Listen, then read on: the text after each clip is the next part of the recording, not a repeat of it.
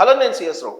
ఆంధ్రప్రదేశ్లో ఉండేటువంటి ప్రజల సమస్యలు ఏంటి, ఆ సమస్యల పరిష్కారం ఎలా చేయాలనేది చాలా క్లియర్గా స్పష్టంగా అవగాహన ఉన్నటువంటి ముఖ్యమంత్రి చంద్రబాబు నాయుడు గారు. అందుకే ఇప్పుడు 90% మంది బాధపడుతున్నటువంటి రెవెన్యూ సమస్యలని సార్ట్అవుట్ చేయడానికి బ్లాక్ చైన్ అనేటువంటి టెక్నాలజీని ఉపయోగించాలని నిర్ణయించుకున్నారు. కలెక్టర్ల సదస్సు జరిగింది అమరావతిలో, ముఖ్యమంత్రి చంద్రబాబు గారి ఆధ్వర్యంలో జరిగింది. ఆ సదస్సులో రెవెన్యూ సమస్యల గురించి, రెవెన్యూ శాఖ గురించి ఆయన చాలా క్లియర్గా మాట్లాడారు. అంతే స్పష్టత కూడా ఇచ్చారు సమస్యల పరిష్కారం గురించి. ఒకవేళ సమస్యలను పరిష్కరించకపోతే కఠిన చర్యలు తీసుకోవాల్సి వస్తుంది అని కూడా సున్నితంగా హెచ్చరించారు. ఇప్పటి వరకు జరుగుతున్నటువంటి తతంగాన్ని కూడా ఆయన వెల్లడించారు. అది కూడా లైవ్లో, కలెక్టర్ల సదస్సుని లైవ్ ఇచ్చారు. ఆ లైవ్లోనే చెప్పారు, ఫైల్ క్లియరెన్స్ చెయ్యకుండా కింది వాళ్ళకి తోచేస్తున్నారు, అలా స్కిప్ చేయటం అనేది బాధ్యత రాహిత్యం అని చెప్పి చంద్రబాబు గారు చెప్తున్నారు. రెవెన్యూ సమస్యలు ఆంధ్రప్రదేశ్లో 90% మంది ప్రజలకు ఉన్నాయి. ఏ మారుమూల గ్రామానికి వెళ్ళి మీరు ప్రశ్నించినప్పటికి కూడా గత ప్రభుత్వం తాలూకు తప్పులను సరిదిద్దలేనటువంటి పరిస్థితుల్లో ఈ ప్రభుత్వం కూడా ఉంది అనేటువంటి అభిప్రాయాన్ని వ్యక్తం చేసేటువంటి వాళ్ళ సంఖ్య ఎక్కువగా ఉంటుంది. దానికి కారణం ఏంటంటే, రకరకాల భూములు మనకున్నాయి. గ్రామ కంటాలు ఉన్నాయి, అసైన్ ల్యాండ్స్ ఉన్నాయి, అటవీ భూములు ఉన్నాయి, దేవాదాయ భూములు ఉన్నాయి, ఇలా రకరకాల భూములు ఉన్నాయి. ఈ భూములన్నిటికీ సమస్యని క్రియేట్ చేశారు ల్యాండ్ టైటిలింగ్ యాక్ట్ అనేటువంటి పేరుతోటి. రీసర్వే చేశారు. దాంట్లో 199 తప్పులు చేశారు. 99 తప్పులు చేశారు. ఎక్స్ భూమిని వైకి, వై భూమిని జడ్కి, జడ్ భూమిని ఎక్స్కి, ఇలా రకరకాలుగా వేసేసి పాస్ పుస్తకాలను ఇష్యూ చేశారు. ఆ పాస్ పుస్తకాల మీద జగన్మోహన్ రెడ్డి గారు బొమ్మ వేశారు. దాన్ని తీసుకెళ్లి బ్యాంకులో పెడితే లోన్ ఇచ్చేటువంటి పరిస్థితి కూడా లేదు 2024 ఎన్నికలకు ముందు. ఈ ల్యాండ్ టైటిలింగ్ యాక్ట్ అనేది గందరగోళం చేసేసింది, రాష్ట్రాన్ని అల్లకొల్లోలం చేసేసింది. వాస్తవంగా సమస్య లేనటువంటి కుటుంబమే ఉండదు అనుకోవచ్చు. దాదాపుగా లేని సమస్యని క్రియేట్ చేశారు. కేంద్ర ప్రభుత్వం ఏదో రీసర్వే చేయముంది, బ్రిటిష్ వాళ్ళ కాలం నుంచి రీసర్వే జరగలేదు, అందుకే ఎగ్జాక్ట్గా ప్రభుత్వ ల్యాండ్ ఎక్కడ ఉంది అని తెలుసుకోవడానికి ఈ రీసర్వే చేస్తున్నామని రకరకాలుగా చెప్పారు. కానీ ఈ రీసర్వే కారణంగా అనేక సమస్యలు ఉత్పన్నమయ్యాయి. యాక్చువల్గా సమస్య ఎక్కడ ఉందో ఆ సమస్యను ఐడెంటిఫై చేసి అక్కడ వరకు రీసర్వే చేస్తే ఇంత అల్లకొల్లోలం జరగదు రాష్ట్రంలో. మొత్తం రీసర్వే అనేటప్పటికీ లేని సమస్యను క్రియేట్ చేశారు. దాన్ని సార్ట్అవుట్ చేయడానికి సిసోడియా కమిటీని వేశారు. ఆయన అధ్యయనం చేసి సీనియర్ ఐఏఎస్ అధికారి ఒక రిపోర్ట్ ఇచ్చారు. ఆ రిపోర్ట్ని ఇంప్లిమెంట్ చేయడానికి, ఆ రిపోర్ట్ని ఉపయోగించుకొని దాని ప్రకారం ఈ సమస్యలను పరిష్కరించడానికి ఇప్పుడున్నటువంటి రెవెన్యూ శాఖ సిద్ధంగా లేదు. మరి ఇలాంటి పరిస్థితుల్లో రెవెన్యూ శాఖ అవసరమా మనకి? దాన్ని అసలు కంప్లీట్గా రద్దు చేస్తే ప్రజలు హ్యాపీ ఫీల్ అవుతారు కదా అనేటువంటి అభిప్రాయానికి ముఖ్యమంత్రి చంద్రబాబు గారు వచ్చేలాగా దాంట్లో పనిచేసే ఉద్యోగులు వ్యవహరిస్తున్నారు. దానికి కారణం ఏంటంటే 190 మంది అత్యంత అవినీతి పరులు ఉన్నారు. దాంట్లో అన్నిటికీ రేటింగ్ ఇచ్చినట్టే ఆయా డిపార్ట్మెంట్లో జరుగుతున్నట్టు అవినీతికి కూడా రేటింగ్ ఇచ్చినట్టు తెలుస్తుంది. ఈ మధ్యకాలంలో టాప్ రేటింగ్లో రెవెన్యూ శాఖ ఉంది. మరి అలాంటి రెవెన్యూ శాఖ మనకు అవసరమా? ఆ రెవెన్యూ శాఖలో ఉండేటువంటి ఎంఆర్ఓలు కానీ, సర్వేయర్లు కానీ, లేదా విఆర్ఓలు కానీ, లేదంటే ఆర్ఐలు కానీ వీళ్ళు అవసరమా అనేటువంటి ప్రశ్న ఉత్పన్నమైనప్పుడు ఇమీడియట్గా గుర్తొచ్చేది ఏంటంటే, తెలంగాణలో కేసీఆర్ గారు ముఖ్యమంత్రిగా ఉన్నప్పుడు మొత్తం ఆర్ఐలందరినీ పీక్ పడేశారు, విఆర్ఓలందరినీ తీసేశారు. ఆ విధంగా తీసేస్తే తప్ప వీళ్ళకి జ్ఞానోదయం రాదు, జ్ఞానోదయం కలగదు. అంత విసిగిస్తున్నారు ప్రభుత్వాన్ని, పాలకులను కూడా విసిగిస్తున్నారు. ఏ చిన్న సమస్యను తీసుకెళ్ళి రెవెన్యూ శాఖలో మనం చూపించినా దీనికి రేటు కట్టేస్తారు. అవినీతి ఎంత డబ్బు ఇస్తారు మీ పరిష్కారానికి? ఎల్పిఎం క్లియర్ చేయడానికి ఒక రేటు, పాస్బుక్ ఇష్యూ చేయడానికి ఇంకొక రేటు, ఆ ఎల్పిఎంలో ఉండే సర్వే నెంబర్లు విడగొట్టడానికి మరొక రేటు, దేవాదాయ భూమి అయితే ఒక రేటు, అంటే దేవాదాయ భూమిని రెగ్యులరైజ్ చేసి ఇష్యూ చేయడానికి పాస్బుక్, అసైన్ ల్యాండ్ అయితే క్లియర్ చేసి పాస్బుక్ ఇవ్వడానికి ఇంకో రేటు. ఇట్లా రకరకాలుగా రెవెన్యూ శాఖలో ఉండే ఉద్యోగులు అవినీతి విన్యాసాలు చేస్తూ ఉన్నారు. ఒకనొక సమయంలో తెలంగాణలో ఇలా ఇసిగిస్తేనే పెట్రోల్ బంక్స్ కాల్ చేశారు, ఎంఆర్ఓల్ని 4-5 కాల్ చేశారు ప్రజలు.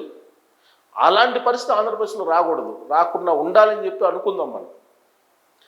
ప్రజలు తిరగబడితే పాలకులైనా అధికారులైనా ఎవరైనా సరే తలవంచాల్సిందే. ఎందుకంటే ప్రజల సేవకులు ఉద్యోగులు కానీ అలాగే పాలకులు కానీ ప్రజల చేత ప్రజల కొరకు ప్రజల కోసం ఎన్నుకోబడినటువంటి ప్రభుత్వాల్లో ప్రజలే ప్రభువులు అని చెప్పి ప్రజాస్వామ్యం రాజ్యాంగం చెప్తుంది. అలాంటి వాళ్ళ మీద మీరు దౌర్జన్యంగానో రకరకాలుగా ప్రలోభ పెట్టో ఏదో ఒక రకంగా మీరు అవినీతి డబ్బులు వసూలు చేస్తున్నారంటే ఆ డిపార్ట్మెంటు అవినీతిలో కూరుకుపోయిందంటే అలాంటి డిపార్ట్మెంట్ని రద్దు చేయాలనేటువంటి డిమాండ్ ఎక్కువగా వస్తుంది. రద్దు చేసి పూర్తి ప్రక్షాళన చేయాలి అనేటువంటి ఒక డిమాండ్ వస్తుంది ఇప్పుడు చంద్రబాబు గారి దగ్గరికి. కారణం ఏంటంటే ఇప్పటికి 4 సార్లు కలెక్టర్ సమావేశాన్ని పెట్టారు చంద్రబాబు నాయుడు గారు ముఖ్యమంత్రి అయిన తర్వాత, 4వ సారి. ఇది 5వ సారి జరుగుతుంది, సోమవారం నుంచి జరుగుతుంది. సో ఈ 5 సార్లు పెట్టినటువంటి సమావేశాల్లో ప్రధానమైనటువంటి అంశం ఏదైనా ఉందంటే రెవెన్యూ సమస్య. ఆ రెవెన్యూ సమస్యని సార్ట్అవుట్ చేయండి, మీరు పరిష్కరించండి అని చెప్పి పదే చంద్రబాబు నాయుడు చెప్తున్నప్పటికి కూడా ఒక్క అధికారికి కూడా పూర్తి స్థాయిలో చెవికెక్కట్లేదు. దానికి కారణం ఏంటంటే పై స్థాయి నుంచి కింది స్థాయి వరకు అవినీతి కోర్లు ఎక్కువైపోయారు. ఆ కారణంగా దాన్ని సార్ట్అవుట్ చేయలేకపోతున్నారు. వెరీ సింపుల్ దాన్ని సార్ట్అవుట్ చేయడానికి. గతంలో ఏవైతే పాస్ పుస్తకాలు ఉన్నాయో ఆ పాస్ పుస్తకాల్లో ఏదైతే ఎక్సెంట్ ఉందో ఏ సర్వే నెంబర్లో ఉందో దాన్ని యాజ్ టీజ్గా ఇచ్చేయటం. 2, ఒకవేళ డిస్ప్యూట్స్ ఏమైనా ఉంటే రీసర్వే చేసి పాస్ పుస్తకాలు ఇష్యూ చేయటం. కానీ అలా కాకుండా ఇప్పుడు మొత్తం రీసర్వే అని చెప్పేసి అసలు సర్వే చేయడానికే అనుభవం లేనటువంటి వాళ్ళు ఉన్నారు రెవెన్యూ శాఖలో. 180 మందికి అసలు అనుభవం లేదు. మొబైల్ పట్టుకొని తిరుగుతున్నారు పొలాలు గట్ల చుట్టూ. దానికి సర్వేలు ఎందుకు? డ్వాక్రా మహిళలే ఇప్పుడు ఈ మొబైల్స్ పట్టుకొని మొత్తం ల్యాండ్ ఇస్తే ఎంత చెప్తున్నారు. దానికి సర్వేలు అవసరం లేదు అసలు వాస్తవంగా. కాబట్టి దీనికి ఒక లాజికల్ కంక్లూజన్ తీసుకురాకపోతే చంద్రబాబు నాయుడు గారు పరిపాలనలో వెనకబడే అవకాశం ఉంది. అదే విషయాన్ని ఆయనే చెప్పారు, నేను కాదు. అధికారులు ఎంత చెప్పినా కానీ వినడం లేదు, ప్రజలు అసంతృప్తిగా ఉన్నారు, సంతృప్తికరంగా లేరు అనేటువంటి విషయాన్ని ఆయన పదే ఆయనే చెప్తున్నారు. తన పరిపాలన పట్ల ప్రజలు సంతృప్తిగా లేరు అని అంటే దాని అర్థం ఉద్యోగులు పనిచేయటం లేదు అనేటువంటి విషయాన్ని తెలుసుకోండి అని చెప్పి కలెక్టర్లకి డైరెక్ట్గా చెప్పారు. ఇంత చెప్తున్నప్పటికి కూడా వాళ్ళ తీరులో మార్పు రావట్లేదు, రెవెన్యూ శాఖ తీరులో. అందుకే దాన్ని టోటల్గా రద్దు చేసేసి పూర్తి స్థాయిలో ప్రక్షాళన చేస్తే తప్ప దానికి పరిష్కారం రాదు అనేటువంటి డిమాండ్ ఇప్పుడు ప్రజల నుంచి వస్తూ ఉంది. కాకపోతే చంద్రబాబు నాయుడు గారు ఒక చట్టాన్ని తయారు చేశారు, దాన్ని ఇంప్లిమెంట్ చేయడానికి ఒక కమిటీ వేశారు. ఆ కమిటీ ఇచ్చిన సిఫారసులను కూడా అమలు చేయలేనటువంటి దౌర్భాగ్య పరిస్థితుల్లో రెవెన్యూ శాఖ ఉందనంటే ఆ రెవెన్యూ శాఖ అవసరమా ప్రజలకి అనేటువంటి ప్రశ్న ఉత్పన్నం అవుతుంది. ఆ రెవెన్యూ శాఖలో ఆ మధ్యకాలంలో అనంతపురం జిల్లాలో ఒక 2 ఎకరాలకి మ్యుటేషన్ కోసం వెళ్తే లంచం అడిగితే లంచం ఇవ్వలేనటువంటి రైతు ఒక పక్క, ఇంకో పక్క ఆయన కుమార్తె ముందు తాగద్దు మీరు అని చెప్పి, అంటే తండ్రి ముందు తాగుతుంటే కుమార్తె ఆపేటువంటి పరిస్థితి. ఎందుకు ముందు తాగారంటే లంచం ఇవ్వలేక. ఇది సిగ్గుసేటు కదా అక్కడ ఉండేటువంటి ఉద్యోగులకి, అధికారులకి ఈ తలదించుకునేటువంటి సంఘటనలు కదా ఇవి. ఇలాంటివి చాలా ఉన్నాయి. మరి అలాంటి శాఖ అవసరమా అనేటువంటి ప్రశ్న వస్తుంది. అందుకే చంద్రబాబు నాయుడు గారు రివ్యూ మీటింగ్లో కూడా చెప్పారు, మీరు వీటిని కనుక సార్ట్అవుట్ చేయకపోతే ఖచ్చితంగా మిమ్మల్ని వదలను, టెక్నాలజీని ఉపయోగించి మీ వెంట పడుతున్నారు. బ్లాక్ చైన్ అనే టెక్నాలజీని, అవేర్ గేట్ అనేటువంటి ఒక సాఫ్ట్వేర్ ఉంది, దాన్ని ఆర్టీజీఎస్ అనేటువంటి దాన్ని ఉపయోగించుకొని file moment minute to minute check చేస్తాను, దానికి సహకరించినటువంటి ఉద్యోగుల్ని డిస్మిస్ చేస్తానని చెప్పారు. అసలు యాక్చువల్గా చట్టంలో కూడా ఉంది, ఇప్పుడు రెవెన్యూ యాక్ట్లో కూడా ఉంది. మీకు కనుక ఒకవేళ డిమాండ్ చేసి మాకు డబ్బులు ఇవ్వాల్సిందే అని చెప్పి అధికారులు అడిగితే దాన్ని కనుక ఏసీబీ వాళ్ళకి మీరు తెలియజేస్తే ఇమీడియట్గా ఆ ఉద్యోగం డిస్మిస్ చేస్తారు. సస్పెన్షన్ కూడా కాదు, డిస్మిస్ అనేది ఉంది ఆ యాక్ట్లో. ఆ యాక్ట్ కూడా మీకు పూర్తిగా వివరిస్తాను.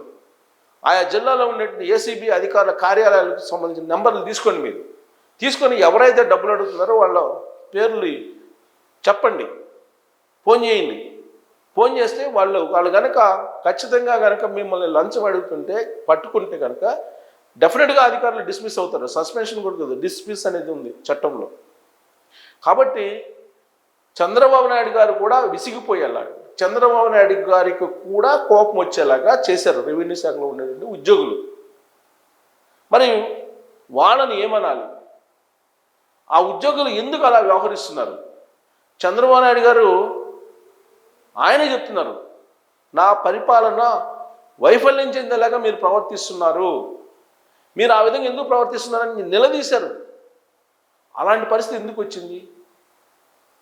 అలాంటి పరిస్థితి రాకుండా మీరు చెయ్యండి, ఒకవేళ వచ్చిందంటే మీరు దానికి బాధ్యత వహించాలని చెప్పి చంద్రబాబు గారు హెచ్చరించారు. మరి ఇప్పటికైనా ఈ సమస్యలకు పరిష్కారం వస్తుందా, లేదంటే ఈ డ్రామాని ఈ విధంగా ఉద్యోగులు నడిపిస్తారా? వాళ్ళు ఉద్దేశం ఏంటి అసలు? ఆ ఉద్యోగుల చిత్తశుద్ధి లేనితనమా, తెలియనితనమా, అవగాహన రాహిత్యమా, లేదంటే ప్రజల పట్ల వాళ్ళకి నిర్లక్ష్యమా, చులకన భావమా?